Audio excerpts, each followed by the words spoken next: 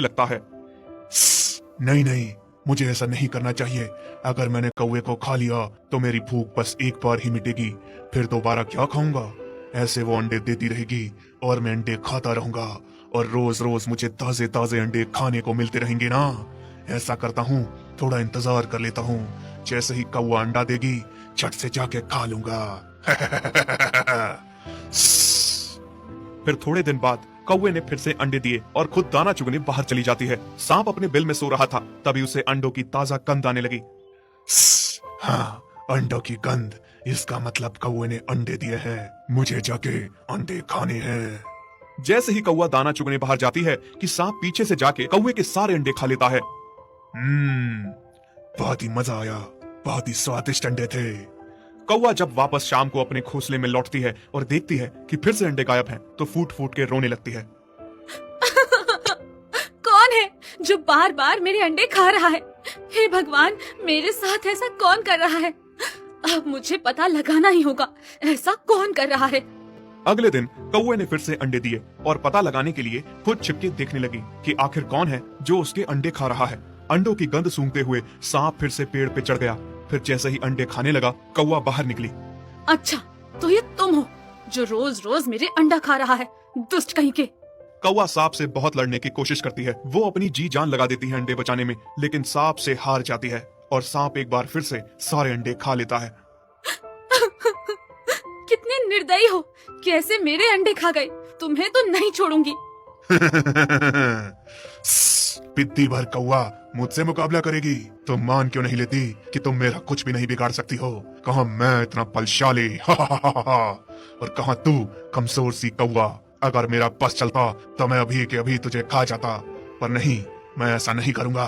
अगर मैं तुझे खा गया तो जो रोज तेरे अंडे खाता हूँ वो कहाँ से खाऊंगा?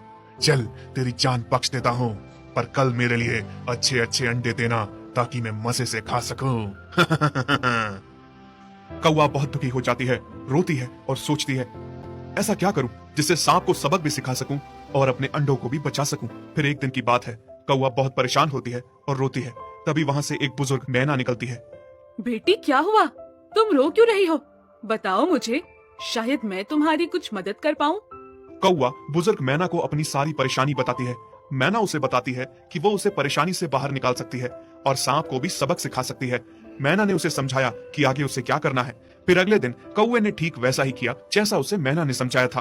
कौवा पास के ही एक राजा के महल में जाती है, जहाँ तालाब में राजा की बेटी और उसकी सहेलियां नहा रही होती हैं।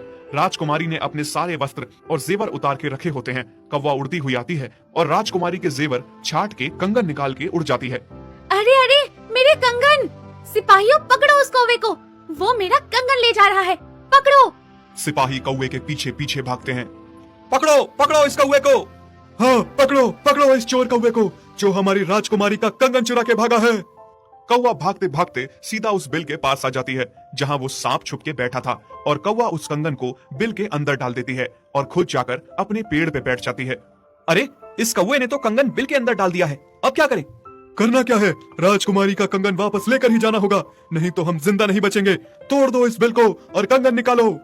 तीनों सिपाही डंडों से बिल को तोड़ने लगते हैं। तभी थोड़ी देर में बिल से सांप बाहर निकलता है। हाँ, इसमें तो सांप है, मारो मारो इस सांप को, मारो, नहीं तो हम बिल से कंगन नहीं निकाल पाएंगे। इस तरह से सिपाही डंडों से पीट पीट कर सांप को मार डालते हैं और बिल को तोड़ के कंगन निकाल लेते हैं। आहा, मजा आ गया, मजा आ गया। कौवा बुजुर्ग मैना का धन्यवाद देती है। मौसी, अगर आप ना होती तो मेरा क्या होता? आपने मुझे समझाया कि हमेशा सूझबूझ से काम लेना। आपने ही मुझे हिम्मत दी, मुझ में ताकत लाई उस सांप से लड़ने की, वरना मैं तो हार मान बैठी थी। धन्यवाद मौसी आपका। कौवे ने फिर से अंडे दिए और कुछ ही दिनों में अपने बच्चों के साथ खुशी खुशी रहने